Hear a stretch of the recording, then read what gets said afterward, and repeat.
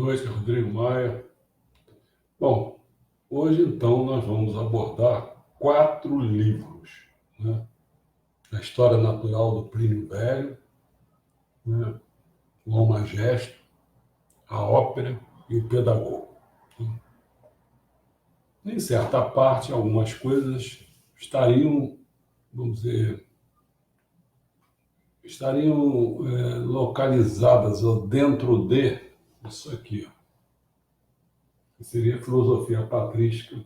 A escolástica é mais antiga, né? Mas a filosofia patrística, você vê que foi o 10º encontro, 10ª aula que a gente deu e construímos esse volume. Então, vou começar abordando o que é o Plínio Velho, que foi escrito em 23, o Plínio Velho ele viveu entre 23 depois de Cristo até 79 depois de Cristo. Qual é essa história natural desse Plínio Velho? Primeiro vamos dizer quem é esse Plínio Velho. É um escritor, historiador, gramático, administrador, até oficial romano. Era filho de um equestre, um cavaleiro romano, e da filha do senador Caio Cecílio, da Nova Comum. Nascido em Cosme, na Cisalpina. Plínio estudou em Roma, ingressou na carreira militar, servindo primeiramente na África e depois assumindo como oficial o comando de uma tropa de cavalaria na Germânia. Isso tudo aos 23 anos. Retornou a Roma para dedicar-se a escrever e estudar direito. Executou importantes cargos públicos, sendo nomeado procurador na Espanha, quando Nero ainda era imperador. Logo após, no norte da África e na Gália. Era um dos mais ferozes críticos da extravagância. Plínio era almirante da frota de Miceno, próximo a Nápoles. Faleceu nesse cargo enquanto ao tentar observar como naturalista a erupção do vulcão Vesúvio em 79. Essa parte assim, científica dele é que levou ele, né, a querer observar isso mais de perto, a erupção do vulcão, e acabou morrendo ali. E também tentava salvar, essa é a verdade, os habitantes da costa que fugiam, né? Bom, residindo a 30 quilômetros de Pompeia, foi surpreendido, 30 quilômetros de Pompeia, ele foi surpreendido pela explosão do vulcão. Uma vez que até aquela data, a única coisa que havia registrado sobre o assunto foram as marcas de queimado no topo do Vesúvio. Para saciar sua curiosidade, mandou preparar um pequeno barco, convocou uma tripulação de 9 homens e, pouco antes das 5 horas da tarde, pôs-se a caminho de Pompeia. Ao se aproximarem da cidade, as altas temperaturas e uma densa nuvem de fumaça fizeram com que o barco se desviasse do seu destino, vindo a aportar na vizinha Estábia. Na manhã do dia 25, antes das 7 horas da manhã, uma nova nuvem atingiu Pompeia. Quem ainda tinha sobrevivido e permanecido no local acabou sufocado pelos gases. A nuvem prosseguiu em direção à Estábia. Os moradores perceberam na travessão da baía e tentaram fugir, mas sem sucesso. Os gases vulcânicos fizeram centenas de vítimas, entre elas Plínio o Velho. O que se sabe de sua vida provém de referências do seu sobrinho, que é o Plínio o Moço. Em carta a Tácito, por exemplo, seu sobrinho salientou o caráter heróico da morte do tio, que quando para lá ocorreu como comandante da frota em Messina, seu último cargo público na tentativa de ajudar os sobreviventes de Pompeia, Herculano e Estábia, e ao mesmo tempo estudar o fenômeno. Seu trabalho foi a maior fonte de informações sobre a pintura grega. Pois em todas as outras escolas artísticas, as descrições são avaliadas pelas pinturas que chegaram até os dias de hoje, opostamente ao que ocorreu com a grega, exatamente conhecido como o Velho, para diferenciá-lo do seu sobrinho do mesmo nome, chamado de o Moço ou o Jovem. Bom, Após ter dado uma ideia assim, geral de quem foi Plínio o Velho, vamos ver essa história natural dele, que é um livro que eu recomendo. Porque é difícil, né? Você ter uma história natural naquele tempo e ter comandado durante séculos. De todas as suas obras, a única que sobreviveu foi um tratado denominado História Natural. Uma imensa compilação, para vocês terem ideia, composta de 37 volumes, que contém algumas passagens originais sobre o destino do homem na natureza e oferece um excelente panorama da geografia, cosmologia, zoologia, botânica, medicina, história da arte, né? Escultura, pintura, arquitetura, mineralogia, ourivesaria, física, literatura e filosofia na antiguidade. Olha que homem. Para alguns, o maior erudito da história imperial romana, e que deixou uma obra considerável e fundamental para o saber científico subsequente, né? Tornou-se a mais importante obra de consulta. Tornou-se a mais importante obra de consulta da Idade Média, hein? Não é da antiguidade, não, hein? Suas descrições detalhadas do mundo antigo contribuíram muito às gerações seguintes. A História Natural, esse livro, tornou-se um modelo para as enciclopédias posteriores e obras acadêmicas. Como resultado de sua abrangência de assuntos, sua referência aos autores originais e seu índice, onde citou, olha só, citou o conhecimento científico até o começo do cristianismo, com citação de mais de 400 fontes gregas e romanas, sobre 35 mil fatos úteis. Teria selecionado mais de 2.000 livros de 146 autores romanos e 327 estrangeiros.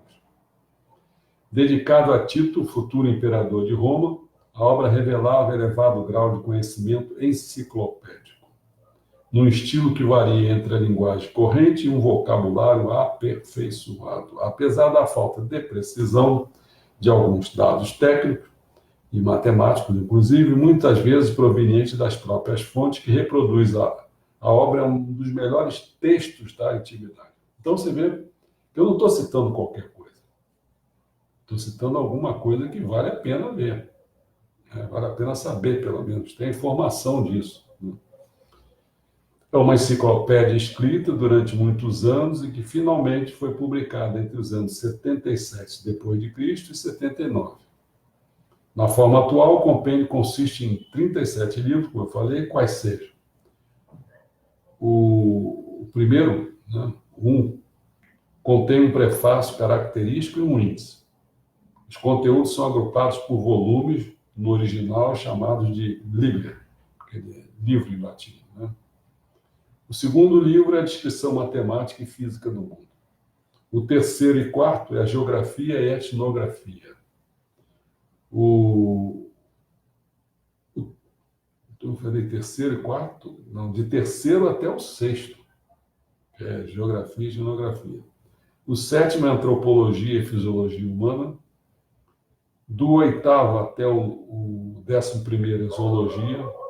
Do 12º a 27º, olha só quantos. Aí que ele fala da botânica, incluindo aqui a agricultura, a horticultura, farmacologia. Do 28º até 32º, farmacologia zoológica, que é veterinária. E depois, 33º a 37º, mineralogia, especialmente com as suas aplicações na vida cotidiana e arte. Como a escultura é isso aí, é 34º a 36º, pintura, que é o 35º, entre outros. Volume 36º é a única fonte clássica que menciona a presença da escultura. Então, por isso eu espero ter dado assim uma ideia geral do que é essa história natural, o valor disso, né? Agora, outro importantíssimo, que fez esse livro chamado Almagesto, que é o Cláudio Ptolomeu, que viveu de 90 depois de Cristo a 168. Bom, quem foi Ptolomeu? Nasceu no Egito, Tornou-se um ilustre discípulo da escola de Alexandria e floresceu durante os governos dos imperadores romanos do Adriano e Antonino Pio. Foi um cientista grego, reconhecido pelos seus trabalhos em matemática, astrologia, astronomia, geografia e cartografia. Realizou também trabalhos importantes em ótica e teoria musical. Na época de Ptolomeu, os estudos tendiam a mesclar ciência e misticismo. A astrologia ocupava-se dos estudos da localização e movimento dos corpos celestes, quer dizer, a parte do misticismo, mas também da associação da localização dos mesmos com a adivinhação. Por essa razão, séculos mais tarde, houve a necessidade de separar o componente científico da mística. E criou-se o termo astronomia, para referir o estudo apenas do componente científico. Deixou a astrologia para a parte mística. Foi exatamente o mesmo que aconteceu com a química. Foi que se separou de quê? Da alquimia. Pelas mesmas razões. Na concepção atual, por outro lado, a astronomia, uma ciência estudada de forma completamente distinta da astrologia, uma crença. O grande mérito de Ptolomeu foi, baseando-se no sistema de mundo de Aristóteles, fazer um sistema geométrico numérico, de acordo com as tabelas de observações babilônicas para descrever os movimentos do céu. Então vamos ver o que seria esse Almagesto. Almagesto, ele é um tratado matemático e astronômico, no século II, por Cláudio Ptolomeu. A obra escrita em grego adota o modelo geocêntrico para o sistema solar, além de conter um extenso catálogo estelar. É um dos textos científicos mais influentes de todos os tempos, tendo sido autoridade no assunto desde a antiguidade, no Império Bizantino, no mundo árabe e na Europa Ocidental ao longo da Idade Média. E Renascença também, até o século XVI. Olha só, da antiguidade até o século XVI. Quando surgiu, no século XVI, surgiu o heliocentrismo de Copérnico, né? Além de ser a principal fonte de informação sobre a astronomia da Grécia Antiga, também é valiosa a fonte de informação da obra do matemático grego Hiparco, a qual se perdeu. Enfim, é uma síntese da cosmologia geocêntrica que determinou a visão de mundo entre os séculos II e XVII. Olha só. Seus dados incorretos sobre a extensão da Ásia levaram o quê? Levaram o Colombo a empreender suas viagens com erros. Esta obra compreende 13 livros sobre astronomia, geometria e trigonometria. Nesta grande obra, Ptolomeu fez estudos sobre o movimento do Sol e da Lua. Também fez a trigonometria esférica. Isso foi importantíssimo. Quando eu fui da Marinha Mercante, a gente fazer o concurso, a gente fez concurso na base da trigonometria plana, né? Mas para fazer viagem, a gente precisava da trigonometria esférica, né?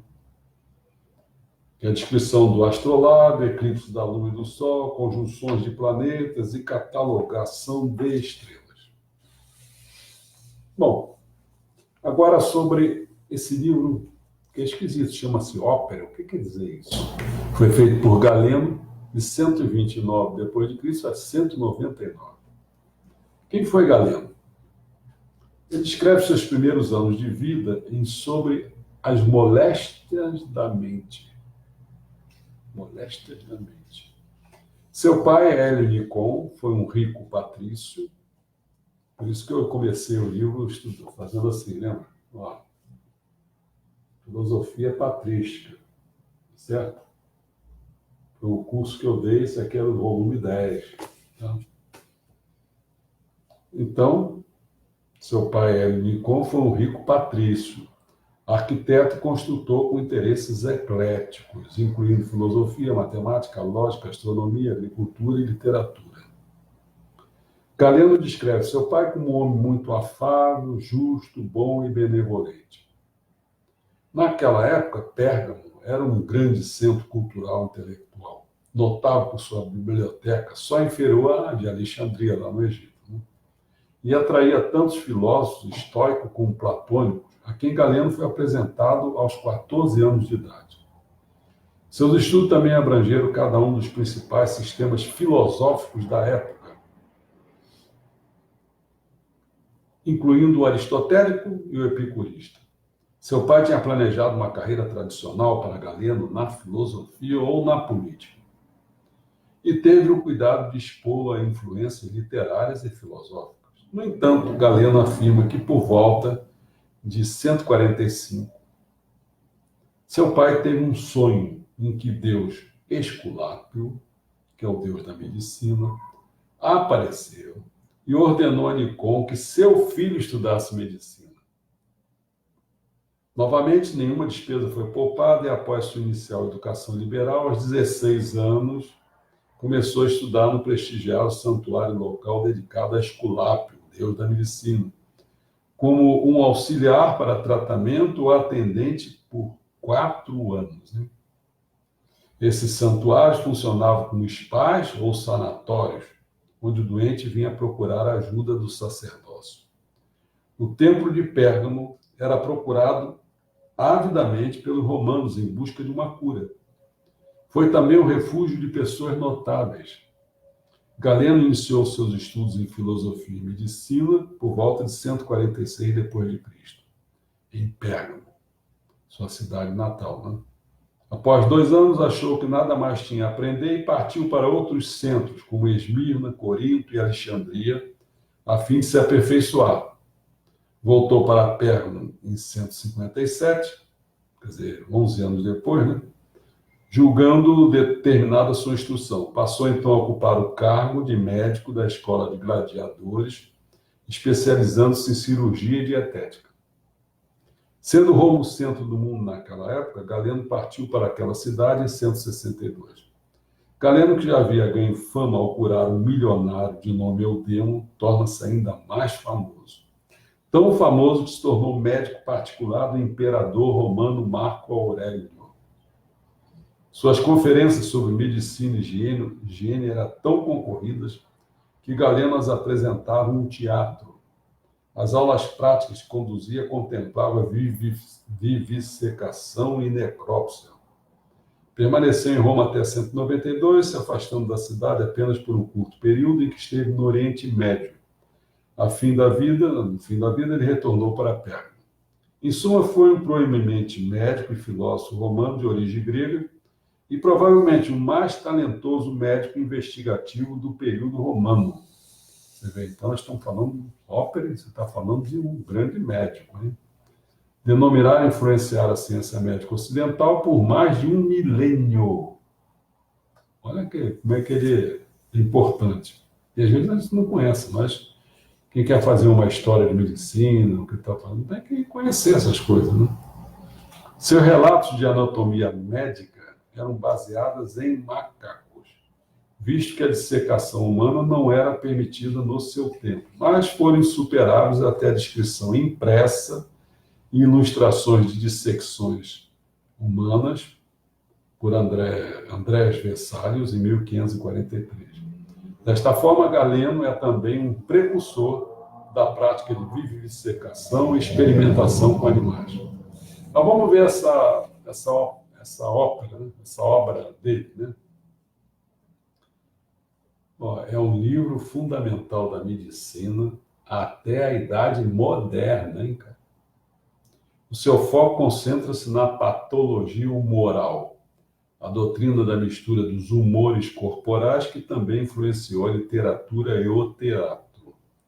A maioria de suas obras e seus estudos se perderam. Sabe-se, contudo, que Galeno investigou anatomia, fisiologia, patologia, sintomatologia, terapêutica.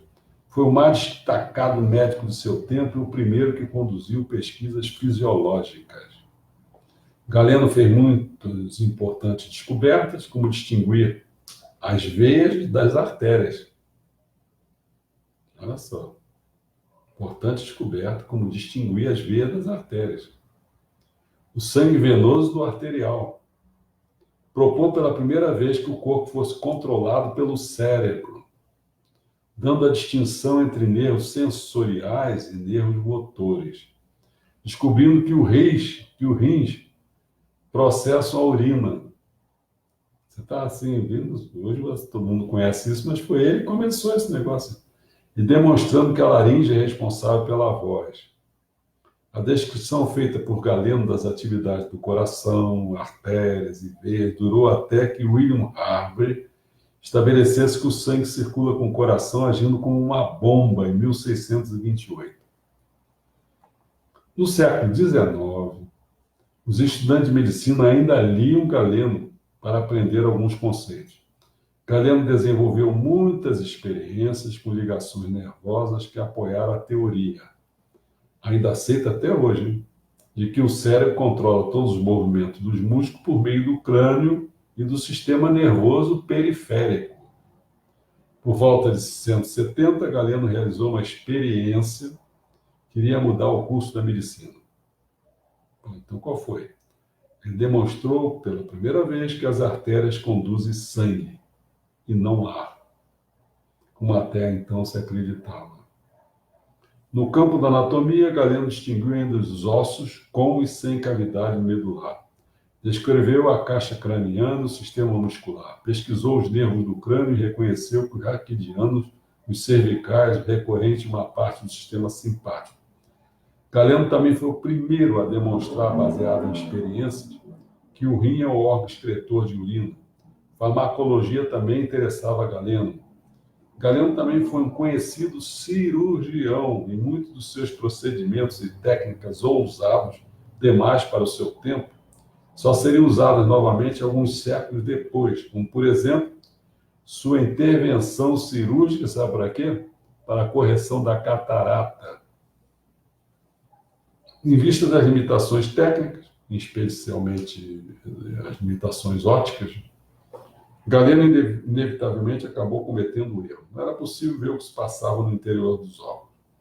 Seus dois maiores erros ocorreram em sua teoria da circulação e na sua ideia de que cada órgão realiza sua função própria devido a uma ação de forças que atuavam sobre os órgãos.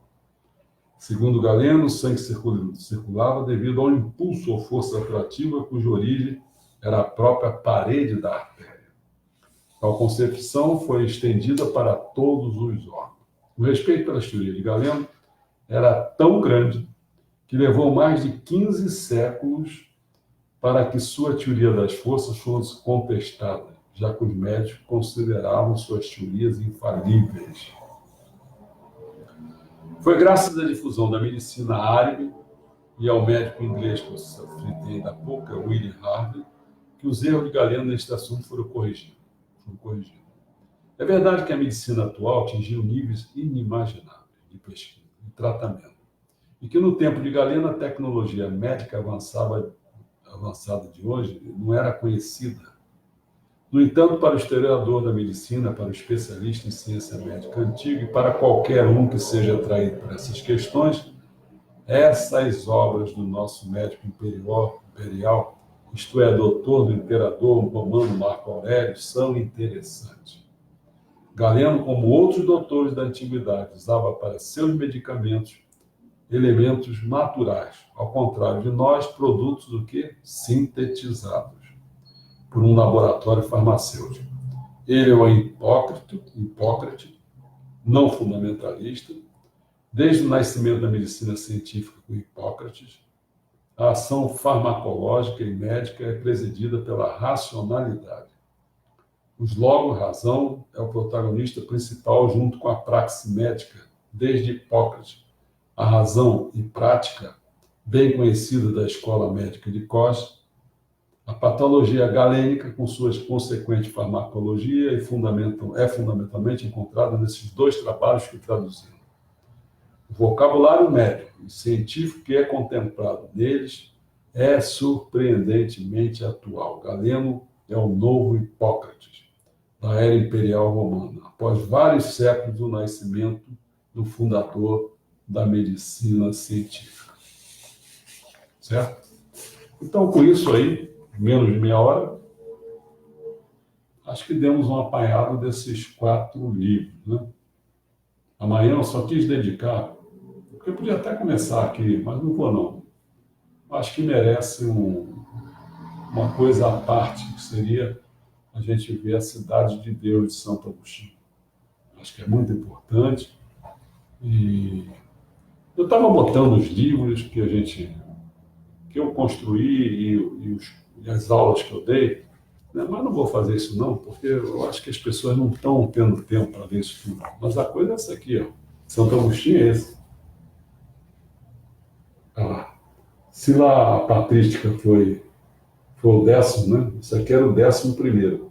Tá certo? Foi feita essa, para ver, vocês veem ali, ó, em 2016, tá vendo? Então isso aqui tem 16, 17, 18, 19, tem 4 anos, mais ou menos. 4, 3 anos, 4, certo?